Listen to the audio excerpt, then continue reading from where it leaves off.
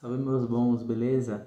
E aí galera, tudo bem com vocês? Como é que vocês estão? Eu tô aqui que eu tô caindo de saudade de vocês, meu Deus do céu. Não vejo a hora de encontrar todo mundo, não vejo a hora de ver todo mundo. Preciso ver vocês. O professor tá precisando de vocês, viu? Gente, eu preparei uma aula top pra vocês. A gente vai falar um pouco sobre as epidemias que já aconteceram no Brasil e sobre a revolta da vacina. Por quê? Porque a gente tá em tempos aí de Covid. Eu sei que você tá pensando, professor, pelo amor de Deus, eu não aguento mais. Não aguento mais ouvir falar disso. Ou liga a TV, é isso. O anúncio da internet, é isso. Eu te entendo, viu? Eu sei muito bem pelo que você está passando, eu também não aguento. Mas a nossa análise aqui é uma análise histórica. Será que é a primeira vez que a gente passa por isso? Será que nunca aconteceu nenhuma pandemia ou epidemia no Brasil? É isso que a gente vai analisar. Além disso, a gente vai falar de uma questão que vai envolver bastante o lado social, como a revolta da vacina. Primeiro a gente vai começar lá pelo final do século XV, início do século XVI, 1500, com o descobrimento do Brasil. A gente já discutiu um pouco esse termo descobrimento. A gente viu que um termo melhor a ser utilizado é conquista ou invasão do território brasileiro ou então indígena pelos europeus. E aqui a gente tem uma primeira epidemia, a gente pode dizer assim, das doenças trazidas pelos europeus, que devastou uma boa parte da população indígena. Você pode me perguntar aí, professor, mas os indígenas, eles não tinham doença nenhuma? Era realmente uma terra sem males, como escrevem os cronistas que chegam aqui?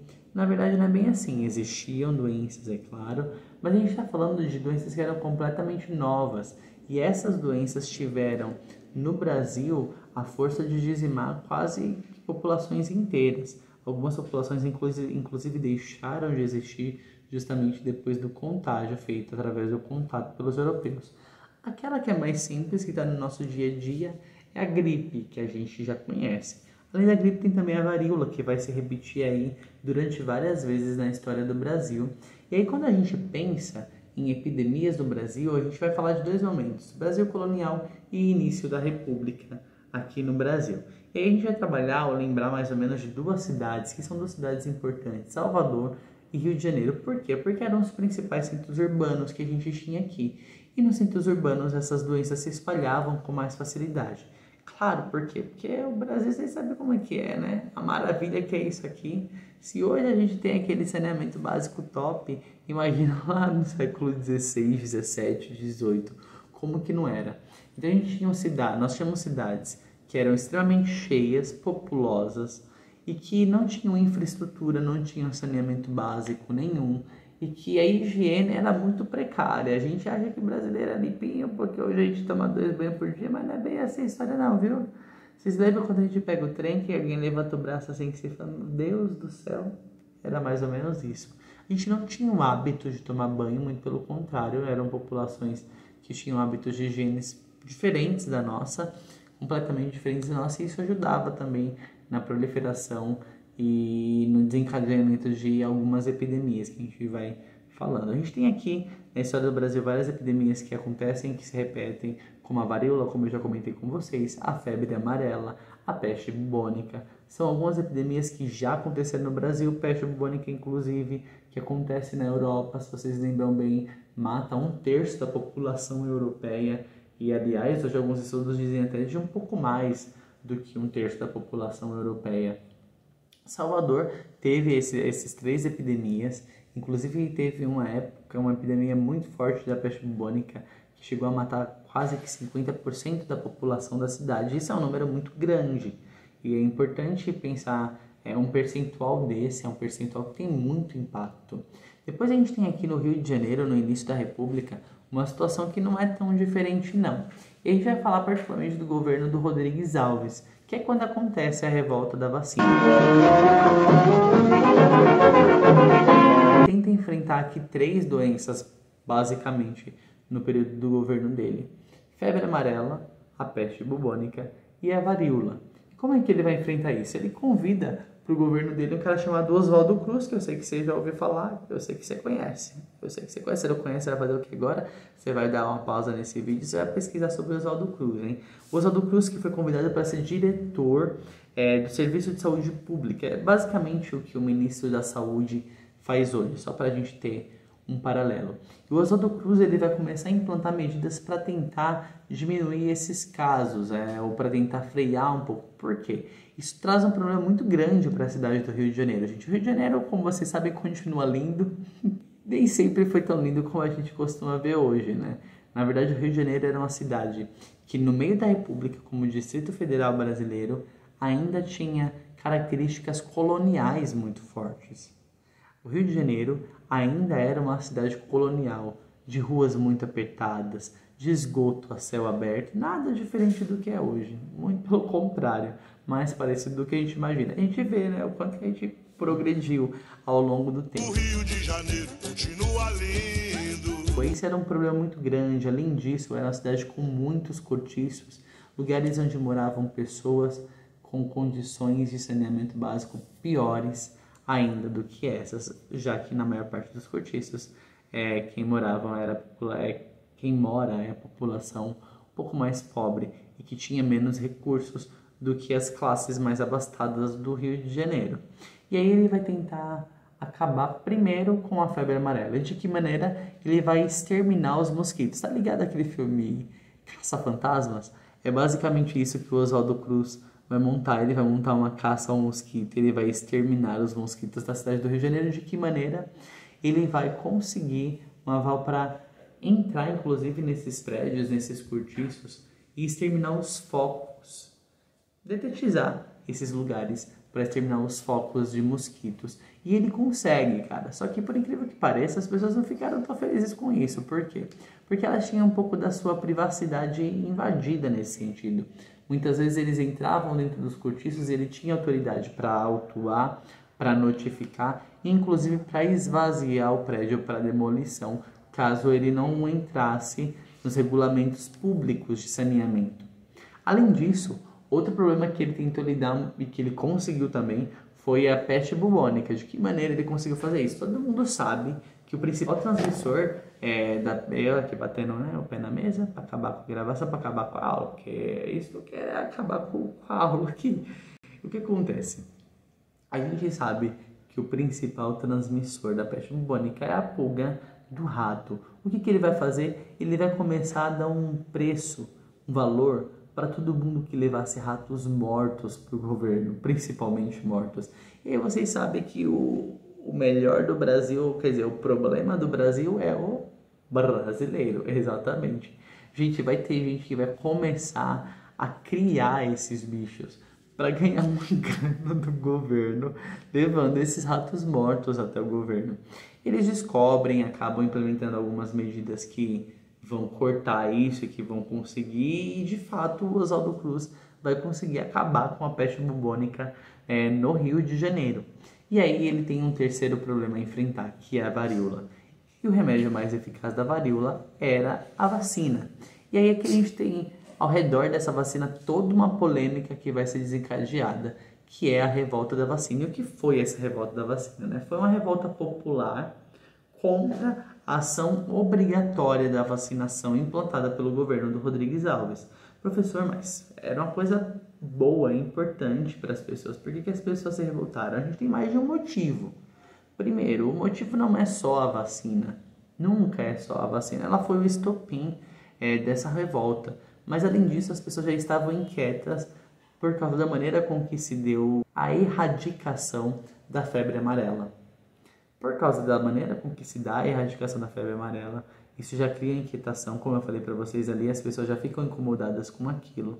Porque a gente precisa entender que com a República existia uma ideia implícita de respeito à privacidade das pessoas. E aquilo foi considerado uma invasão dessa privacidade, ou seja, um exagero no uso da força do governo para conter a febre amarela. E as pessoas já não estavam,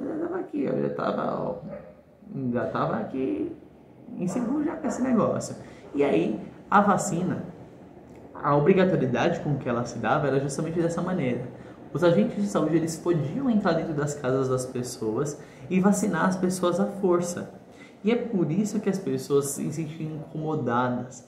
Além disso, a gente tem toda uma questão política de oposição ao governo de Rodrigues Alves. dos liberais aí, dos partidos liberais, do Partido Liberal Brasileiro, da ala mais positivista e conservadora positivista do Exército Brasileiro, que fazia oposição ao governo do Rodrigues Alves e que estava utilizando essa questão da obrigatoriedade da vacina como uma maneira também de luta contra o governo. Mas o principal motivo, gente, pela revolta da vacina foi justamente porque ela feria a moralidade das pessoas. Como assim, professor? Como que ela feria a moralidade das pessoas? Imagine-se como uma pessoa aí do início do século XX, anos 1900, tendo que desnudar o seu braço para que pessoas que você nem conhecia aplicassem uma seringa, um negócio dentro de você que você ouviu dizer que era feito através do vírus de um animal, que era da vaca, né? Então, pegava-se, incubava-se o vírus da varíola da vaca e fazia-se a vacina através dessa maneira. E as pessoas começaram a se sentir inquietas. O José Murilo de Carvalho, inclusive, a bibliografia que eu estou usando aqui para essa aula de vocês, ele escreve um pouco sobre isso. Vou ler um trecho para vocês aqui. Olha o que ele fala, é muito interessante. A oposição perpassou a sociedade de alta a baixa, ou seja, existiam pessoas das classes mais altas, das classes mais baixas envolvidas na oposição e nessa revolta da vacina, só que a natureza mudou de acordo com as várias camadas que nela se envolveram. Então, cada camada reivindicava uma coisa diferente, reclamava uma coisa diferente. Mas a população, o povo, que é o que interessa pra gente, começou a adquirir aos poucos um caráter mais moralista, e ele continuou ali mais para frente. Buscou-se então explorar a ideia da invasão do lar e da ofensa à honra do chefe de família, ausente ao se obrigarem suas filhas e mulher a se desnudarem perante estranhos. Depois, com o tempo, os boatos diziam que a vacina não ia ser dada apenas no braço, mas na coxa e próxima à virilha das mulheres. Imagina só o bafafá que foi isso, galera. Saiu o maior quebra-pau. Tá ligado àquela festa de família que tem aquele nosso tio que fica bêbado, que sempre sai brigando pela da festa, que já quebra a garrafa aqui, já parte pra cima de alguém. Mais ou menos isso. Aquele tumulto que você tá acostumado aí com o bailão que tem perto da nossa casa. Esse tumulto não é mais ou menos isso. A galera começou a quebrar a cidade do Rio toda. A gente tem vários casos e autuações de lamparinas quebradas, de bondes virados, que tacaram fogo nos bondinhos no Rio de Janeiro, apedrejavam as carrocerias oficiais do governo, dos chefes de polícias, os cocheiros apanhavam no meio da rua. Foi uma farra do boi, o negócio foi um auê do caramba. Tudo isso baseado nessas questões de moral e também nas questões políticas que estavam atrás disso tudo. O que é interessante é que a questão da moral já entrou outras vezes em outras revoltas no Brasil, outras manifestações dentro do Brasil, mas ela nunca tinha tomado ainda essa centralidade, nunca tinha sido a protagonista das reclamações. E nesse caso, ela é a protagonista das reclamações. E quando que acaba essa revolta da vacina? Acaba quando o Rodrigues Alves ele resolve recuar em relação a isso. Ele volta atrás e tira a obrigatoriedade da vacina, mas para você conseguir um emprego, para você casar, para matricular o filho na escola, você tinha que ser vacinado. A carteirinha de vacinação tinha que dar em dia. É por isso que eu falo para você, mantenha a carteirinha de vacinação em dia. Isso é importante. Vocês não escutam meu conselho, é o que acontece, viu? Não consegue emprego, não consegue colocar a filha, isso acontece.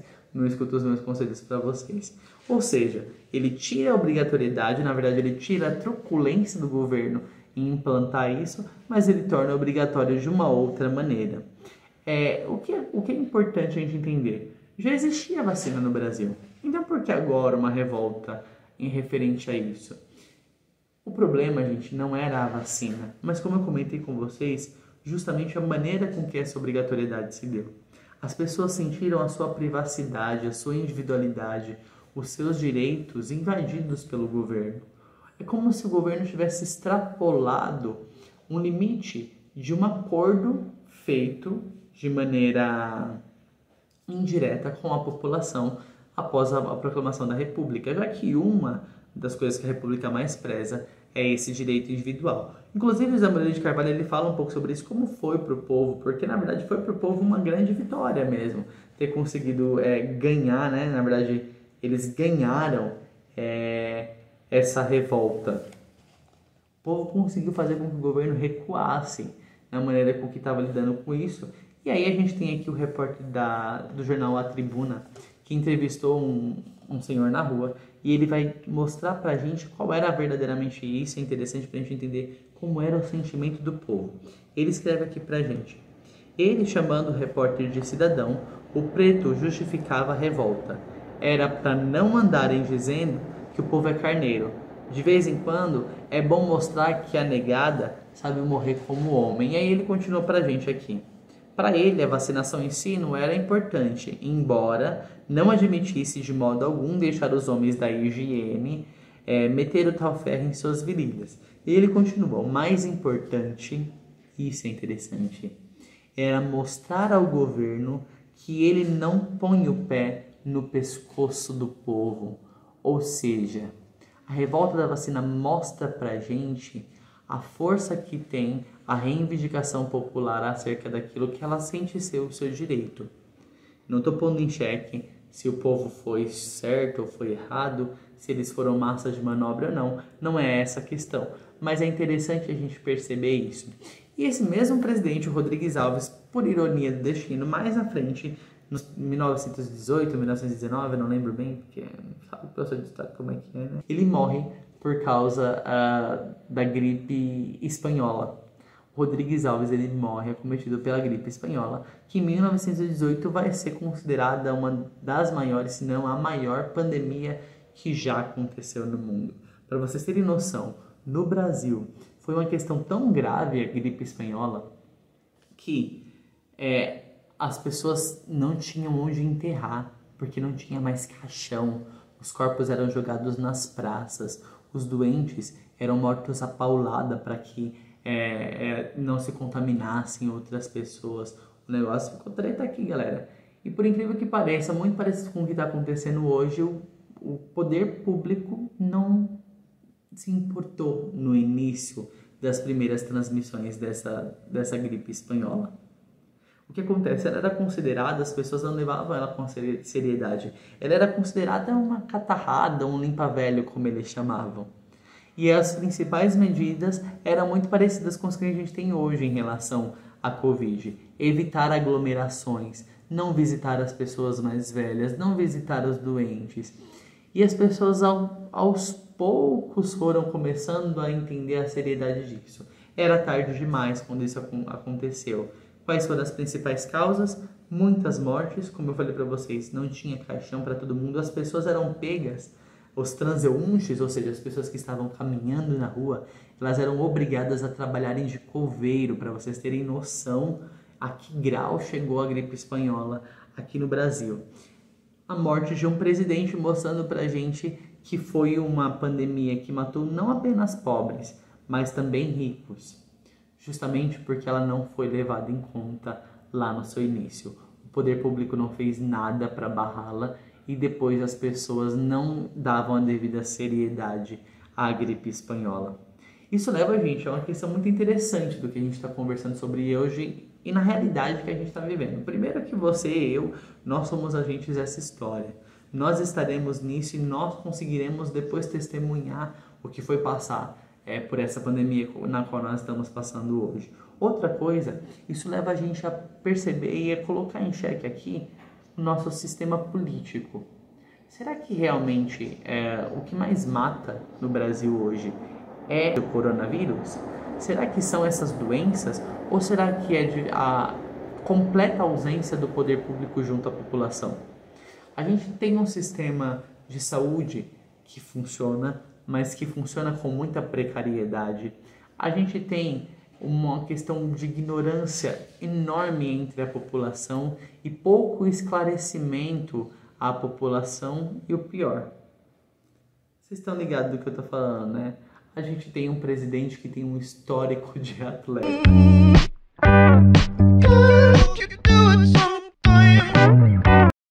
Como é que a gente vai discutir com isso? É muito difícil pensar nisso, mas a gente precisa lembrar da mensagem que deixa pra gente a revolta da vacina. O governo tem que entender que não se põe o pé na garganta do povo, no pescoço do povo. Somos nós que temos a possibilidade de mudar tudo isso que nós estamos vivendo. Galera, eu espero que eu tenha ajudado vocês nessa discussão e que a gente tenha entendido que não é a primeira vez que a gente passa por isso. Talvez também não seja a última vez que nós passemos por isso, mas há maneiras de evitar também isso que a gente está passando. A gente precisa entender que na história do nosso país se desenvolvem muitas questões e elas acabam voltando porque o brasileiro tem memória curta, como diz o ditado. E além disso, nós não damos valor àquilo que a história tenta nos ensinar o tempo inteiro. A gente vai continuar conversando, mais pra frente eu vou postar mais aulas aqui. Eu espero que vocês tenham gostado dessa nossa primeira aula. E a gente se vê mais pra frente, beleza? Bebam água, não se esqueçam, se hidratem e mantenham a carteirinha de vacinação de vocês em dia, hein?